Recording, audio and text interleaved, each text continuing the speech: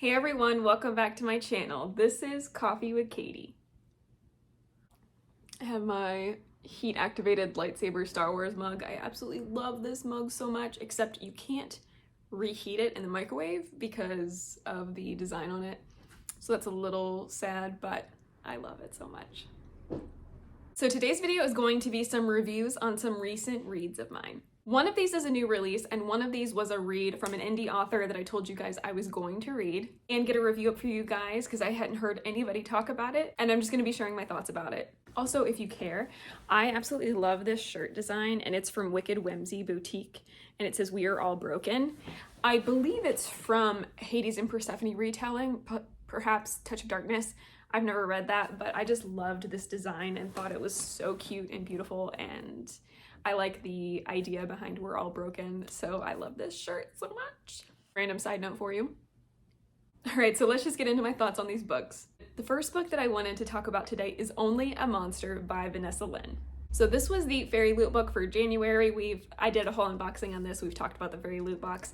I love it. I think it's really pretty. But it was also my Sprayed Edges pick for the month because if you've been around here for my TBRs recently, I have a jar where I pick out a book from these shelves behind me, and I try to read one every month. This was the pick for March, and so I was able to read it. So spoiler alert, a little bit for my reading wrap up, but I did get to read this book, and I did really enjoy it. So the premise behind this book is that you're following Joan as she's visiting some family in London, but she doesn't realize that her family are monsters and that she is also a monster. And not only that, but Nick, the boy that she has a crush on and she's starting to kind of develop a potential relationship with, is a monster hunter. And she has to team up with the wealthy heir of another monster family, Aaron, in order to save her family. And so the story kind of goes from there. But that's kind of the premise you have when you're going into this book. So this book was really good. The time travel and the monster aspects of this book were really interesting and different. If you didn't know that, a big part of the monster aspects, they're not like werewolf type monsters. It's not a physical thing. They're very human-esque, but they are called monsters because the way the magic works is that they will take time from one human and then use it to time travel. And when they take time from a human, that lessens that human's life. So say you're a monster, you walk up to a human and touch the back of their head or neck, and you take 70 years of their life, they would drop dead at your feet because you took 70 years of their life, and then you can use that to travel 70 years in the future or 70 years in the past, for example. So that's kind of the premise of the magic system, which is really intricate and cool. And it's difficult because they don't want people dropping dead all around them and then people figuring out they're monsters, because then there would be consequences in a lot of different ways. But they also cannot time travel without taking time, or they themselves could potentially die. So I like the high stakes of the magic, and I think that's really cool. And I've never really seen time travel. I don't really see time travel done a lot because I read more fantasy than sci-fi. So time travel as a magic system was kind of different and cool to encounter. And how they have to navigate that throughout the story is also really interesting. So I liked the idea behind this where she finds out she's a monster. The boy she likes is a monster hunter, and so they're kind of pit against each other from the beginning, and he is determined to eradicate all monsters from the earth along with his guild of hunters, and how she's trying to combat this with an heir from another monster family. The beginning of this, I would say, was really shocking and kind of not what I thought it was going to be. Like, you kind of go into it thinking a few events will happen before the story really gets going, but it doesn't. It kind of picks up immediately. You're kind of like hitting the ground running type of a situation. It gets kind of brutal really fast and high stakes really quickly. One of the things I really enjoyed, because time travel is involved in this story, is a lot of the 90s aspects that are coming out, which is just really personally fun for me to see all of that from a writing perspective. This is set in modern day, so the modern day character's perspective on seeing all of this like 90s grunge and stuff like that was really fun. I'm trying not to spoil a lot, but also give you some context of what the book has in it and what it's about. So that was a lot of fun to see. And also the way you can play with time, but that there's a certain timeline that you can't really mess up. And so Joan is going about this with Aaron, trying to reverse these things that have happened and potentially start a different timeline. And they're kind of running into a lot of issues with how that's more difficult than it seems. And also running away from monster hunters the whole time that are trying to trap them. And a cool thing, so one of the taglines of this is that she is not the hero, and there's kind of this origin story throughout their lore that there is a single hero or a hero line type of a thing. and she's not the hero. And so you're trying to figure out who the hero in this story is, and also how, even though they're told as a hero from like a maybe human perspective, they might actually be a villain trying to eradicate all of these other people. And that the villains, the monsters that are stealing all this time, may be a little bit morally gray or maybe better than you originally thought, but it's all kind of interesting how it all plays together. If you're stealing life from humans to travel, but that's kind of seen as normal to you, that's still wrong, but also killing off all these monsters that maybe don't know what they're doing or don't understand that it's wrong also could be wrong. And so it's really cool how it kind of delves into a lot of those thought processes. So I liked the aspect that they're pitching that she's not the hero. And I thought that even though it was pitched as Joan is not the hero, I thought that she was kind of doing things for the greater good in a way. So it's kind of strange to me that they're saying like, she's not the hero, she's not the hero. But it seemed like she was the one that had the greater good in mind throughout the story.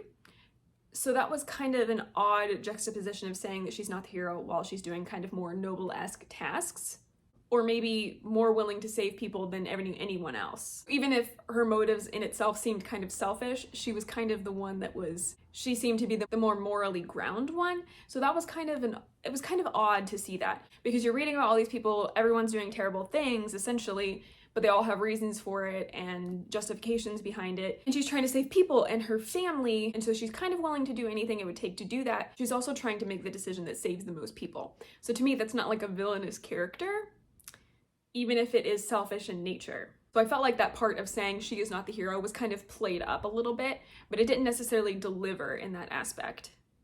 And she wasn't as morally gray as maybe the pitch or the author or the story wants you to think. And I'm not going to spoil the ending or anything for you, but the ending made sense for what the pitch of this book was.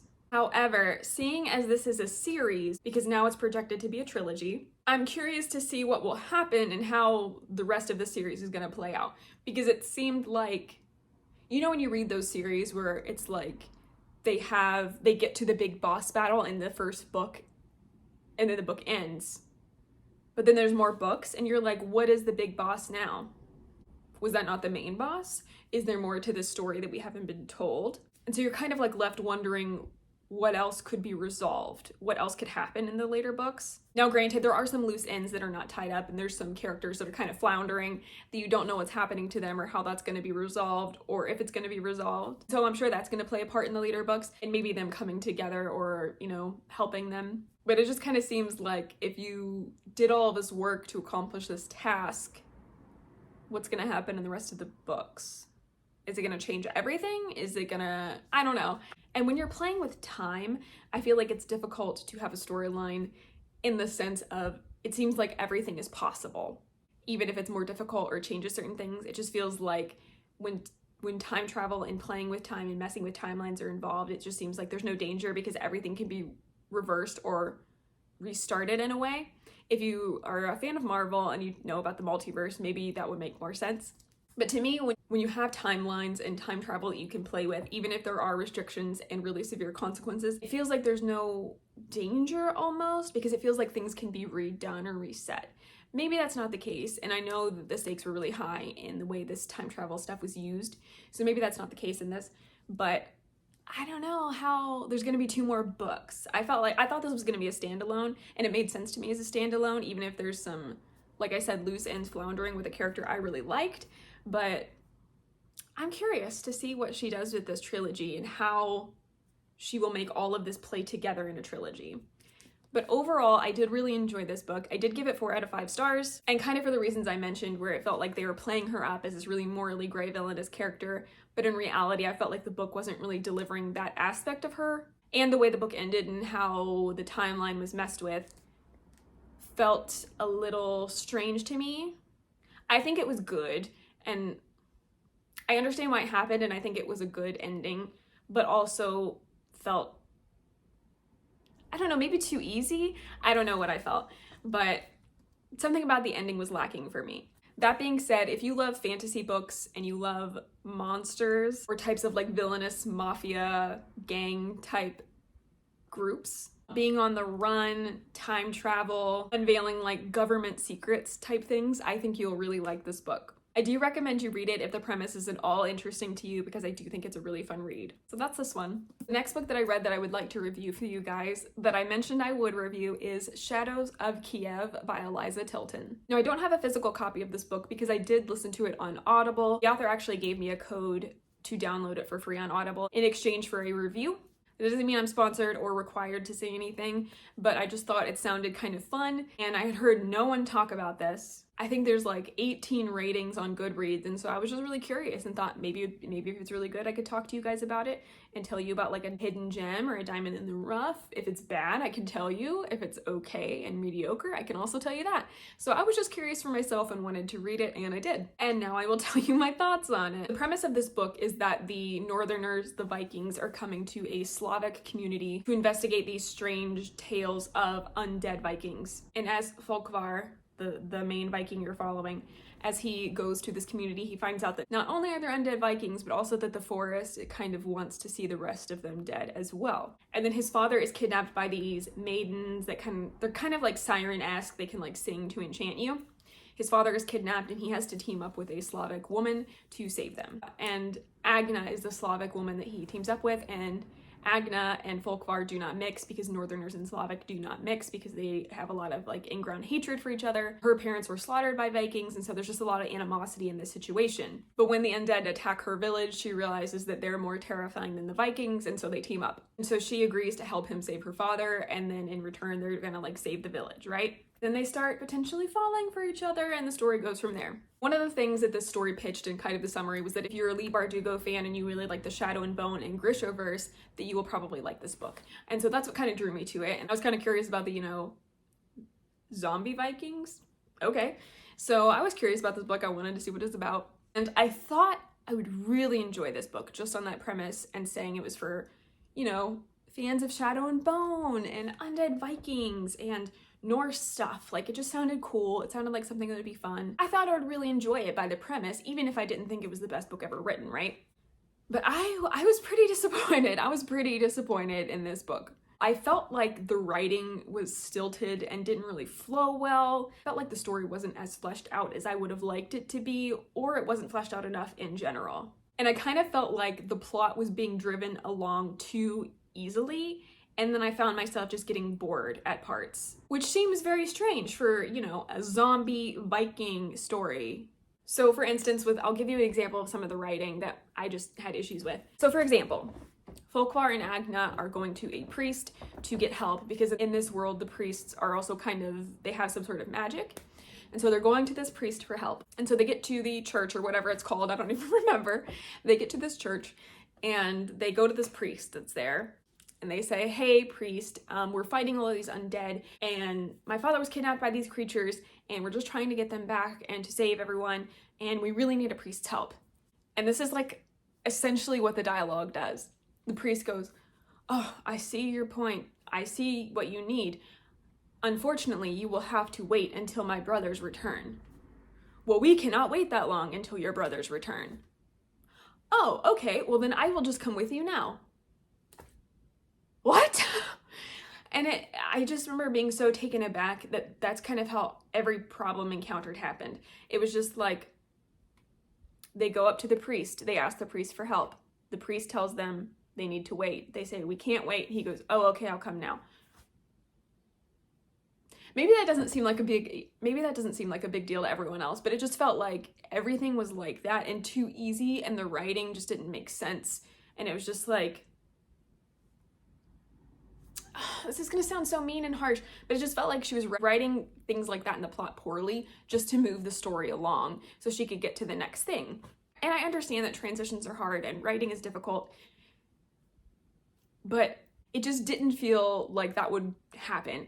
It felt like there should be some pushback. It felt like there should be like, we can't wait that long. Well, you have to wait that long, or you can do this or something. But it was just like, we need help, asked for help.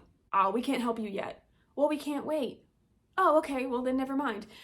Like, what? I don't know. I'm probably explaining this really poorly, but it just kind of felt very jarring and kind of jagged as you're moving through the story. And there's multiple instances where this happened, but I just remember that one sticking out to me in particular and being like, what? was too easy. And on top of all of that, with the kind of writing like that I didn't appreciate, them writing the romance between Volkvar and Agna, I felt wasn't great, and I didn't really feel the romance between that. And I think at one point they kissed, and I completely missed it because it came out of nowhere, I felt like. So it's just kind of like, we hate each other, we have like some simple camaraderie, and then we kissed. And I was like, what? They're like good with each other now? They're romantic now? And I didn't get that build up at all. I didn't understand that one bit. And so then it was just like they were together, and I was floundering thinking I had missed something, because it felt like I missed something, but I really didn't. And so it was just kind of strange. And so I didn't really feel involved in the romance, and I didn't really like the characters at all. And it's not like I hated them. It wasn't like they were annoying necessarily. I just didn't care. I didn't have any strong feelings towards any of them, except for one. There was one character that I had positive emotions about, and the only character I really liked in this book was Cole, and he was a mythical creature called Aleshi. And he was the only character that gave me a tiny bit of satisfaction. He was kind of that like cocky, funny character that you would probably equate to like a Nikolai type character, except he's a mythological creature, Aleshi. He's not like royalty or anything. He was that type of character. I enjoy those types of characters. He probably wasn't written the best, but I feel like he was the character that was written the best in this story. And that's probably why I liked him more, but I also like that personality, and I liked that he was a Leshy because they had a lot of magical powers where he could shapeshift into different things. So I did enjoy his character, only his character, and if the entire book had been about him, maybe I would have liked it, but it wasn't. And he had a couple funny lines, but some of the dialogue was cringy, and honestly, Cole was the only enjoyable aspect of this book for me. The rest of it just kind of fell flat, and I was not a big fan. I felt like this story had a lot of promise, and it just did not deliver. And I was honestly really disappointed because I thought I would like it, and I thought maybe I'd be able to hype up this indie author and maybe try out more of her stuff. And now I don't know, because that was just not a pleasant experience for me. I will say, however, because I did like Cole, if there was a whole story or a book about Cole, or even a book 2 about Cole and Agna, I would probably read it, even though I didn't like the first one, just for Cole, because he was the only saving grace of that whole story for me. And also, yeah, let's talk about that for a second. So the ending of this book is a complete cliffhanger, and it's just supposed to be a standalone. There's not supposed to be a series. It was never supposed to be a series. It was a standalone, and it kind of leaves you on a cliffhanger of like a tragedy that they don't even really acknowledge. I'm gonna totally spoil this for you, because if you want to know, I will tell you, but if not, just skip ahead a little bit until I'm not talking about this anymore. So Cole's a Leshy, right? In order to get his help, Agna sells her soul to him, and basically she has to spend eternity with him after the deal is done, okay? So after they've fulfilled their ends of the bargain, she's supposed to do that. It's vague on the timeline, so you don't really know anything about that, but you know Leshies are kind of clever, all right? So she does that. She falls in love with Volkvar the Viking. They say they're gonna get married. And then at the end of the book, after they've saved whoever or done whatever with all of the undead, at the end of the book, they talk about getting married. They talked about getting married before, but they obviously couldn't because they were dealing with stuff. They talk about getting married, and Cole comes to Agna and tells her basically that the deal they struck cannot be undone, and that she will be drawn to him whether she likes it or not as time passes. And the same can be said for Cole.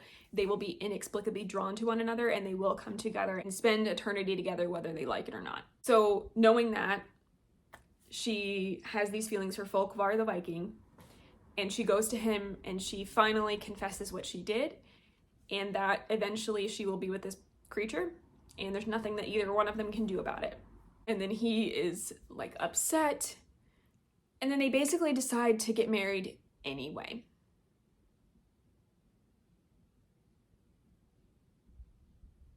And then the book ends. So like, she understands that she will fall in love with this Leshy. She decides to be with Volkvar and get married essentially anyway. I don't even remember if they get married at the end of the book. They probably do, and I just don't remember. So she basically decides to be with him anyway. And then the book ends. I thought maybe if it was like tragic, like she tells him and then she's like swept away by this creature and it's kind of an unknown thing, maybe that would have been cool. But no. That's how it ends. With this like tragic, like they're not gonna end up together in the future because she's gonna be drawn to Cole eventually anyway. But that's how the book ends. What? And I actually saw an email. I'm subscribed to this author's emails, which I must have done a long time ago because I don't really remember. I just remember getting an email notification that I could get this audiobook, and so I did it. In this email, she's talking about the other books that she's working on, which could be great. I don't know. I've never read them. But she's talking about those, and one of the things she mentioned in that email is because so many people have asked, she feels like she has to eventually write a Shadows of Kiev book 2, which, if it's about Cole, I'll read it. But it just felt like to write that ending and to have no plan to resolve that story is painful to me. That should be the end of the spoilery portion for the moment. So with all that being said, I was just like, how could you end a book that way? And have no other books planned? So that was kind of frustrating, even though I didn't really care about them. I cared about Cole. I cared about Cole as a character, and I would read more about him, like I said. But the rest of it, I was just like, really? So if you... I don't know how to recommend this book. If you just kind of like fantasy romance that's not that spicy or explicit, and you just kind of like a romance setting in a fantasy world where there's a little bit of high stakes and a little bit of like bargaining, maybe you will like this book. It is on Audible, so you can listen to it as an audiobook if you would like.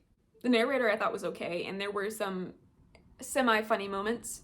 But like I said, I think Cole was the only positive part of this book for me. But if that premise sounds interesting to you and you think it would be drawn to kind of like potentially more character-driven story and not as much plot, even though I feel like it was all kind of shallow, but if you feel like you would enjoy this book, because I have seen positive reviews of this book. I'm not the only one that has negative reviews, but there's also positive reviews of this book. And so if this premise sounds interesting to you and you think that the qualms that I have with this book you would not have, then I would suggest picking it up because it is an indie author and it could be fun for you. Like I said, I did enjoy Cole, but that was the only part I liked. But overall, not great. I did give this book 1 star because regardless of what I liked about Cole as a character, he was not the main part of this story, and so I felt like this deserved a 1 star because that's kind of how I felt about it. I didn't DNF this, but for a minute, I like put this book aside and didn't listen to it for a little while because I just wasn't into it.